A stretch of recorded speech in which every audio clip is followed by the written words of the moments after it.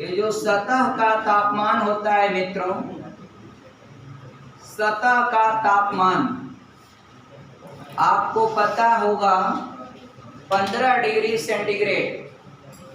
और एक बात बताइएगा, गर्मी में आपके यहाँ का जो क्लाइमेट होता है, ध्यान से मेरी एक एक बातों को समझिएगा, बहुत मजा आएगा। देखिए आप, ठंडी और गर्मी, ठंडी में आपके यहाँ का टेम्परेचर मित्रों 30 से 40 डिग्री सेंटीग्रेड चला जाता है, यही होता होगा। और ठंडी में आपके यहाँ का टेम्परेचर जो है ये आपका 10 से 5 डिग्री सेंटीग्रेड के आसपास, जाड़े का सीजन होता है तो 5 भी चला जाता है, ज़्यादा ठंड पड़ती है। नहीं तो कॉमनली आपका 10 होता है, थोड़ा मोड़ा घटता बढ़ता रहता है। मित्रों एक बात करते हैं आप लोग कि आप बताइए, आप बोलते हैं कि जाड़े में जो मशीन होती है, जाड़े में आप हैंडपंप सानी, खैर आप लोग तुम्हारी नदी में ही ज़्यादा स्नान करते होंगे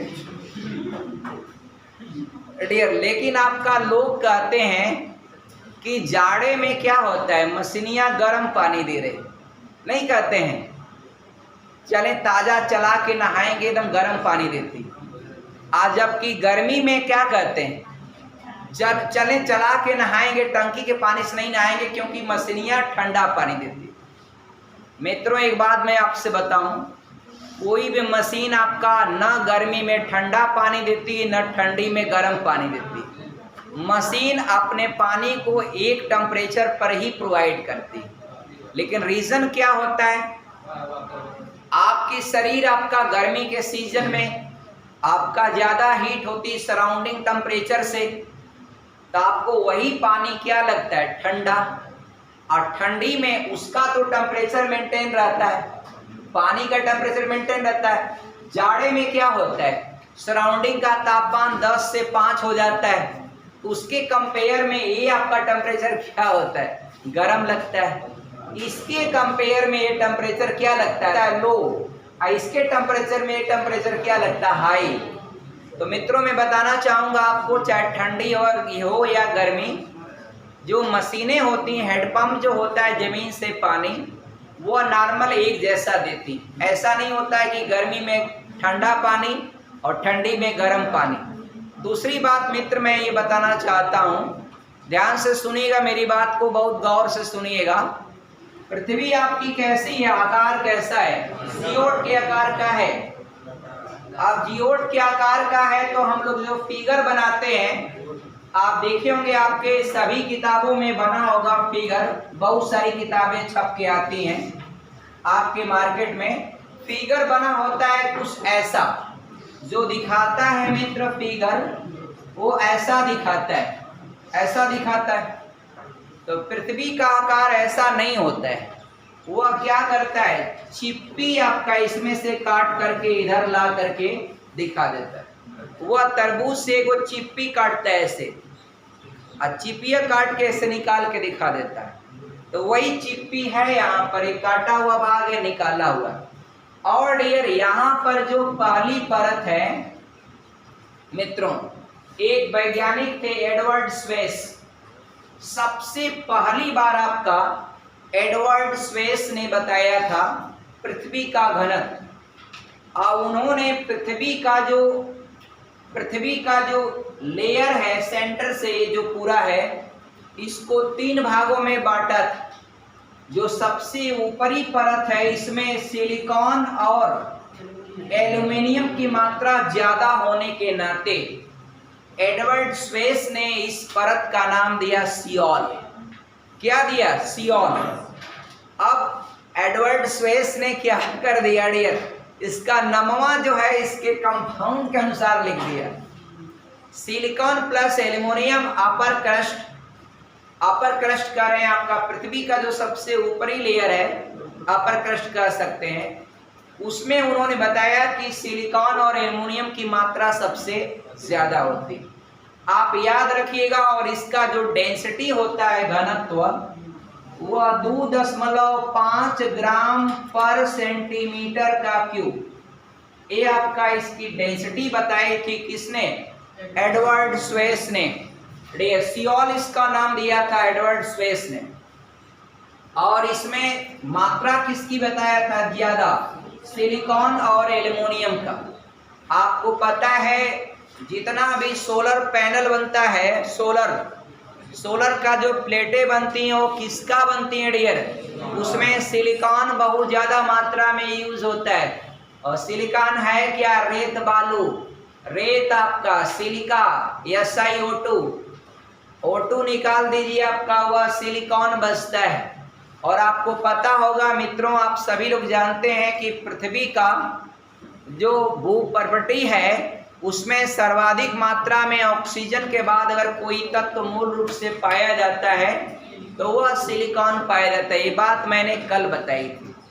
मित्रों एक बात और जरा देखिएगा, सियोल में सिलिकॉन और एल्युमिनियम की अधिकता पाई जाती है। इसका घनत्व तो बताया था उन्होंने क्या? 2.5 ग्राम सेंटीमीटर का क्यूब। ये आपका डेंसिटी का क्या मतलब है डियर? एक मेरे हाथ में ये है डियर, आप देख पा रहे होंगे। अब ये है क्या? लगभग ये 1 सेंटीमीटर का डायमेंशन होगा। 1 सेमी चौड़ा, 1 सेमी ऊंचा, 1 सेमी मोटा, यही ना होगा? लगभग होगा। अब इतना ही बड़ा मिट्टी का टुकड़ा ले लीजिए, सियोल का, पृथ्वी का अपर लेयर का, तो इसका जो डेंसिटी होगा वह 2.5 ग्राम आएगा। भूपर्वटी का 2.5 ग्राम आएगा। एक औसतन बताया गया, ये नहीं कि कहीं से पत्थर उठाइए इतना बड़ा वजन बढ़ सकता है, लेकिन एवरेज लिया जाए सियोल का तो आपका 2.5 ग्राम बताया था किसने? एडवर्ड स्वेस ने बताया था। मित्रों उसके नीचे जो दूसरी परत होती है इसको बताया था सीमा। देखिए सानी बता रहे हैं, आपका सही बता रहे हैं, ये सीमा। तो सीमा का मतलब है दूसरी परत में सिलिकॉन और मैग्नीशियम ज्यादा पाया जाता है। तो आपकी बात सही है, लेकिन आपका उसका नाम दिया था सीमा। और MA से आप मान लीजिए मैग्नीशियम, तो ये नाम दिया था। मैं मानता हूं कि मैग्नीशियम का सिंबल आपका Mg होता है, बच्ची यू आर करेक्ट, बट आपका उसका नाम दिया था सीमा। एडवर्ड स्पेस ने यही नाम दिया था सीमा। और डियर आगे फिर सबसे लास्ट जो कोर है ना डियर, तीसरा आपका, इसका नाम दिया था एडवर्ड स्पेस ने नीफे। ये बाबू लोग आपका ये जो दो तत्व, 2 एलिमेंट है, Na क्या है? निकिल है, और Fe क्या है? आयरन है, लोहा। तो जो तीसरी परत है इसका नाम है एडवर्ड स्पेस के अनुसार, और नमोआ सब इन्हीं के अनुसार रख दिए नीफे। क्या रखे थे? नीफे। अब उसमें निकिल और आयरन की मात्रा ज्यादा है, इसलिए इसको जो है पृथ्वी के अंदर जो किसी भी चीज को अपनी ओर खींचने की जो शक्ति है, ग्रेविटेशनल फोर्स या आपका गुरुत्वीय शक्ति जो मिलती है वो इन्हीं से मिलती है, इसलिए इसको गुरुत्वीय मंडल भी कहा जाता है। यही वह कारण है कि पृथ्वी हर एक बॉडी को अपने केंद्र की ओर क्या करती? खींचती है। आगे बढ़ेंगे, अगला बात मैं ये बताऊंगा डियर। एक बात और बताया उन्होंने, सियोल की मोटाई बताया था लगभग आपका 300 से 500 किलोमीटर के बीच बताया था। 300 से 500 किलोमीटर मोटी परत बताया था, किसकी? सियोल की। लेकिन ये आपका कोई इसकी प्रामाणिकता बाद में ज्यादा हो नहीं पाई डियर, प्रामाणिकता पर अप्रूवल करने में असफल रहे। लेकिन एक बात मित्रों मैं बताना चाहूंगा आपको, सियोल का उन्होंने टेस्ट बताया था। इसका टेस्ट क्या होता है? एसिड होता है, यानी अम्लीय होता है। मिट्टी आप चाट के देखिएगा कैसा लगेगा? अम्लीय लगता है। अम्लीय, देखिए अम्ल का स्वाद कैसा होता है? खट्टा होता है। और क्षार का स्वाद कैसा होता है? कड़वा होता है। और मित्रों आपको मैं बताऊं, अम्ल कोई भी है उसका pH मान क्या होता है? 0 से 7 के बीच में होता है। और क्षार का पीएच मान क्या होता है? 7 से 14 के बीच। लेकिन यदि किसी विलयन का पीएच मान 7 है तो वह उदासीन होता है। इसलिए बोला जाता है शुद्ध जल का पीएच मान क्या होता है? तो 7 होता है। अशुद्ध जल कौन सा होता है? वर्षा का जल क्या होता है? शुद्ध जल। अशुद्ध जल किसको कहते हैं? वर्षा के जल को अशुद्ध जल कहते हैं। वर्षा के जल में आपका डियर पानी बरस रहा है ऊपर से, तो डियर अगर करंट से टच भी हो जाए तो क्या उसमें धारा प्रवाहित होती है? नहीं। क्यों नहीं होती? क्योंकि जो वर्षा का जल होता है वो आपका विद्युत उदासीन होता है डियर। क्या होता है? उदासीन होता है। और वही पानी जब जमीन पर आता है तो कोलोइडल पार्टिकल उसमें घुल करके, या जमीन पर सतह पर जो नमक है वह नमक जो NaCl है वो उसमें घुल जाता है। आपको पता है NaCl आपका ठोस अवस्था में विद्युत का कुचालक होता है, नॉट कंडक्ट इलेक्ट्रिसिटी इन आपका solid state of sodium chloride. मित्र, जो शुद्ध जल होता है ना वह विद्युत धारा का संचलन नहीं करता है। विद्युत धारा का क्या होता है? कुचालक। लेकिन अब वह जमीन पर आता है ना तो फिर क्या करता है? ये जमीन से जो आपका सोडियम क्लोराइड उसमें घुलता है, और आपको पता है कि सोडियम क्लोराइड जब किसी जल में घुलेगा तो वह धनायन और ऋणायन में क्या होता है? टूट जाता है। धरती का जो नमक है वह जल में घुलेगा तो टूट जाएगा, तो उसके बाद उसमें धारा का संचालन करेंगे तो धनायन और ऋणायन में क्या होता है? धारा बहने लगती। बाबू आपने महसूस किया होगा, ध्यान दीजिएगा, मेरी बात को बहुत गौर से सुनिएगा। आप आइए देखिए, सिलिकॉन और मैग्नीशियम, ये सीमा का मित्रों, सीमा का जो डेंसिटी होता है, घनत्व होता है, शिप्रा सिंह आप बताइए इसकी डेंसिटी क्या होती है? डियर आपका 4 ग्राम पर सेंटीमीटर का क्यूब होता है। और डियर ये जो होता है ना डियर, एडवर्ड स्पेस ने बताया कि यह बेस होता है। बाबू का होता है? बेस। और नीफे वाले का सबसे ज्यादा घनत्व बताया था, कितना? 11 ग्राम पर सेंटीमीटर का क्यूब।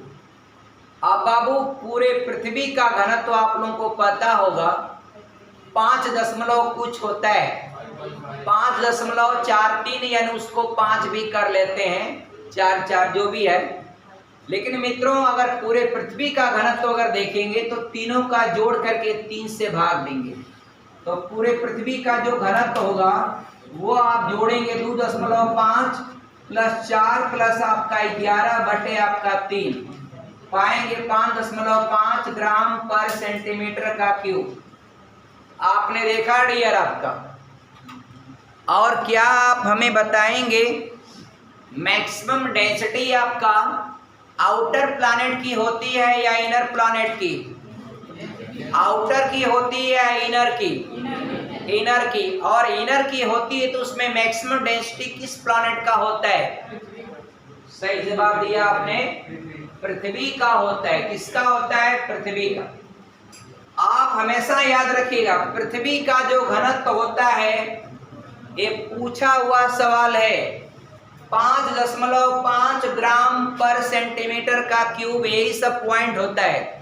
जब आप लेक्चर को देखिएगा तो यही पॉइंट सब लिखते हैं फटाफट फटाफट। ये आपका 3 लेयरों में बांटा गया। कौन कौन लेयर? इन लेयरों में किसने बांटा? एडवर्ड स्पेस ने बांटा। और ये पहली परत जो होती है वह क्या होती है? एसिड या बेस एसिड होती है। पहली परत में किन 2 तत्वों की अधिकता होती? सिलिकॉन और एल्युमिनियम की। दूसरी परत होती उसमें किसकी अधिकता होती? सिलिकॉन और मैग्नीशियम की। एक क्या होता है बाबू? बेस होता है, यानी क्षार होता है। और तीसरा जो सबसे लास्ट परत होती है केंद्रीय क्रोड पर, हालांकि इसकी प्रावस्था क्या होती? ये द्रव प्रावस्था में पाई जाती। और इसका घनत्व क्या होता है? 11 ग्राम। सबसे सर्वाधिक डेंसिटी इसी की होती है। इसलिए आपका पृथ्वी हर एक चीज को अपने केंद्र की ओर क्या करती है? खींचती है। आप देखिए बाद में कई वैज्ञानिक आ गए।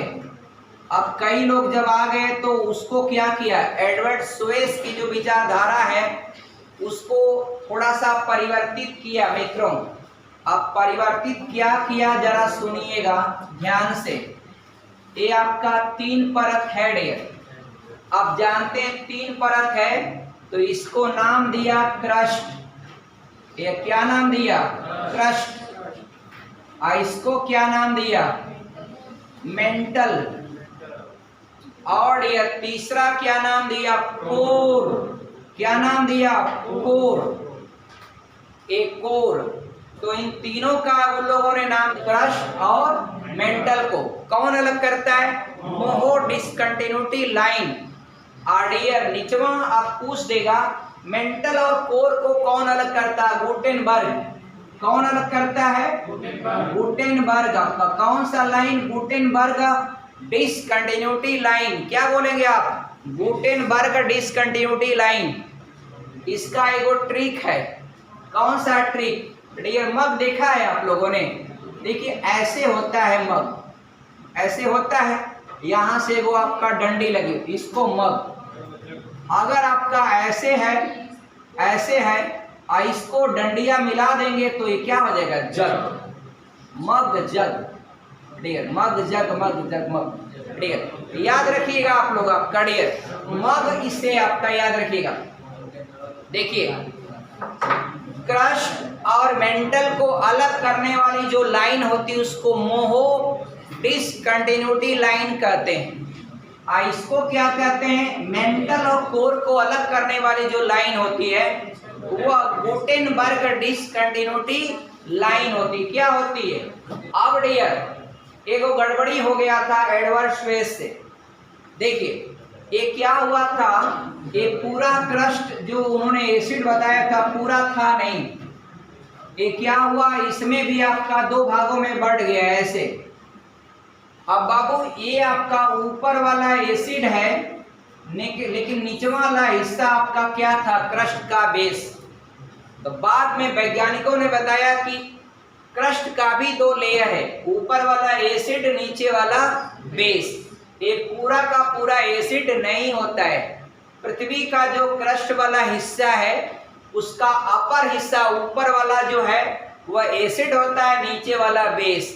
उसी प्रकार आपका मेंटल को भी 2 भागों में बांट दिया, ऊपर अलग नीचे अलग। उसी प्रकार कोर को भी 2 भागों में बांट दिया, ऊपर अलग नीचे अलग।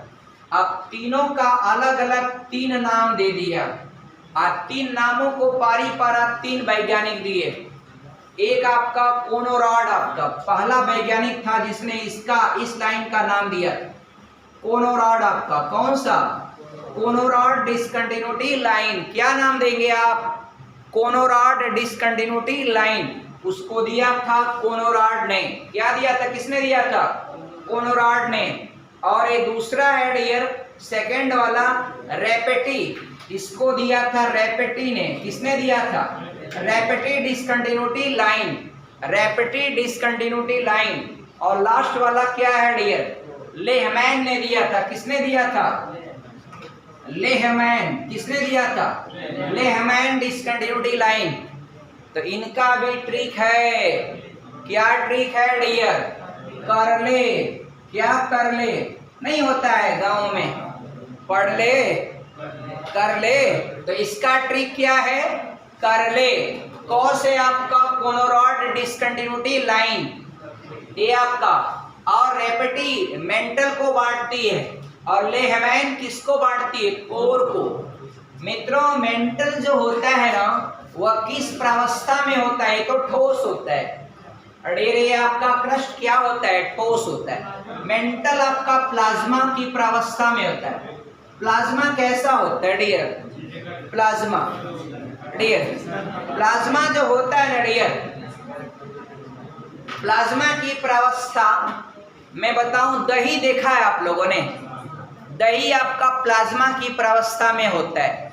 न ठोस है और न द्रव है, वो आपका क्या है, प्लाज्मा की प्रावस्था होती है। कट जो है ना डियर, ये देखिए टोटल जो अर्थ है ना डियर, सबसे पृथ्वी का सबसे बड़ा हिस्सा जो होता है वह मेंटल का होता है। टोटल अर्थ का मित्रों, टोटल अर्थ का EARTH, टोटल अर्थ का, टोटल अर्थ का मित्रों क्रस्ट जो होता है ना बाबू लोग, वह खाली 1% होता है। जिस पर आपका जीवन चलता है, जिस पर आप पूरी जिंदगी अपनी बसाते हैं, वह कितना होता है? 1%। पूरे पृथ्वी का 1% है भूपर्वटी। अर्थ क्रस्ट कितना है? 1%। अब आपके मन में होगा और सब कौन कौन कितना है? सुनिए ध्यान से। मेंटल होता है मित्रों, मेंटल होता है मित्रों, यह आपका 83%। कितना होता है? 83%। बट मेंटल एग्जैक्टली जो होता है वह 83.32% होता है exactly. But here we are writing आपका राउंड फिगरली आपका लिख रहा हूं मैं। और डियर एक मंडल आपका बचा है कोर। कितना होता है बाबू लोग? अरे जोड़ के घटा दीजिए भैया, 83 1 84, कितना बचा? अरे कोई और मंडल है क्या? नहीं है ना, तो फिर इतना सोचने की क्या जरूरत है, पूरा बचा है, घटा दीजिए आपका। अब डियर देखिएगा, इसमें भी आपका जो क्रस्ट होता है उसको दो भागों में थोड़ा बांटे हैं आपका, आपने देखा ही होगा ये वाला। खैर इसको आपका ऐसे बना देते हैं, आप देखिए आपका इसको ऐसे कर लेते हैं डियर आपका। और ये वाला जो हिस्सा है वो सबसे ज्यादा होता है मित्रों, कौन सा? मेंटल। कौन सा? मेंटल। आइए सबसे देखिए, पृथ्वी का नंबर 1 सबसे बड़ा हिस्सा जो होता है वो मेंटल का होता है। दूसरा आपका होता है कोर का, और सबसे छोटा हिस्सा जो होता है वह क्रस्ट का होता है। और महासागर जो होते हैं ना मित्रों, एक क्रस्ट में ही पाए जाते हैं। कहाँ पाए जाते हैं? क्रस्ट में। आपको पता है डियर, इसी में आपका समुंदर होता है। ये मान लीजिए समुंदर वाला हिस्सा है, इसी में आपका क्या है? समुंदर है। समुंदर का हिस्सा क्या होता है मित्रों? मेंटल में नहीं होता है। और ज्वालामुखी और भूकंप की उत्पत्ति किस मंडल से होती बताइएगा? मेंटल से होती है। बहुत अच्छा। किससे होती है? मेंटल से ज्वालामुखी और भूकंप की उत्पत्ति होती है। समझिए जरा, देखिए कैसे। ये कौन सा हिस्सा है? ये कौन सा हिस्सा है? कोर है। शाबाश, बताने में इतना देर कर रहे हैं। ये कौन सा हिस्सा है? हाँ डियर, शाबाश, बहुत चालाक है। सोच रहा था कि इसको बताना है, इसको बताना है, इसको बताना है तो क्रस्ट, इसको बताना मेंटल। बहुत समझदार लड़का है। देखिए अब यहाँ से इसको कट कर लीजिए। कट कर लिया बाबू।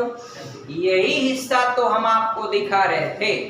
और राधा हमने आपको क्या बताया कि जो भूकंप की उत्पत्ति होती है वो आपका मेंटल में होती है। बच्ची मेंटल में होती तो भूकंप हुआ, ऐसा थोड़ी कि आपका ऊपर ही खाली जाएगा। अरे भूकंप आपका, जहां अगर भूकंप होता है तो उसकी तरंगें आपका सभी दिशाओं में मित्रों संचरित होती है। इसकी तरंग इधर भी होगी, इसकी तरंग इधर भी होगी, और मित्रों इसकी तरंग ऊपर भी जाएगी। डियर खांसी आ गया। पानी है ही नहीं। अभी हम लोग की कोचिंग बहुत गरीब है ना, हमारी शिक्षा प्रणाली, हम लोग गरीब क्षेत्र में रहते हैं। नहीं तो हमारे यहाँ साहब सारी व्यवस्थाएं आपका रहती, लेकिन काफ़ी मेहनत कर लिया हम लोगों ने, बदल दिया। अब देखिए बड़े शहरों की कोचिंग में और यहाँ बहुत ज़्यादा डिफरेंस अब नहीं रह गया। लगभग आपका ठीक ठाक चल रहा है।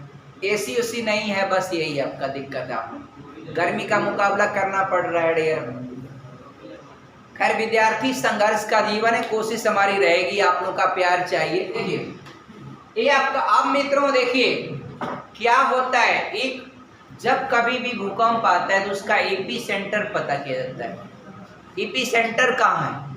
और एपी सेंटर जहाँ रहता है वहाँ पर भूकंप सबसे तगड़ा आता है।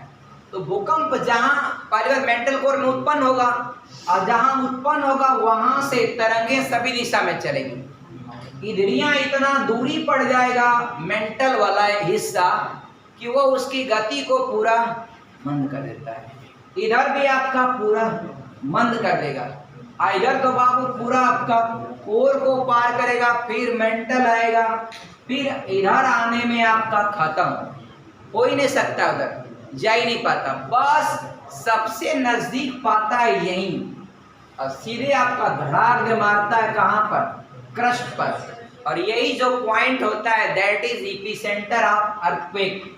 ये क्या होता है, भूकंप का एपिसेंटर होता है। मित्रों कहने का मतलब भूकंप जहां भी आएगा, मेंटल में आएगा, वहां से सीधे जो क्रस्ट पर जो आपका आएगी तरंगे, तो सीधे मान ली भूकंप यहाँ आया, वहां से सीधे जहां जमीन का लेयर मिलेगा उसी को बोल देते हैं क्या, एपिसेंटर। किसी भूकंप को सबसे अधिक नुकसान अगर भूकंप के द्वारा होता है तो जो एपिसेंटर पॉइंट होता है वहां पर सबसे ज्यादा झटका लगता है। धन्यवाद आपका, थैंक्स।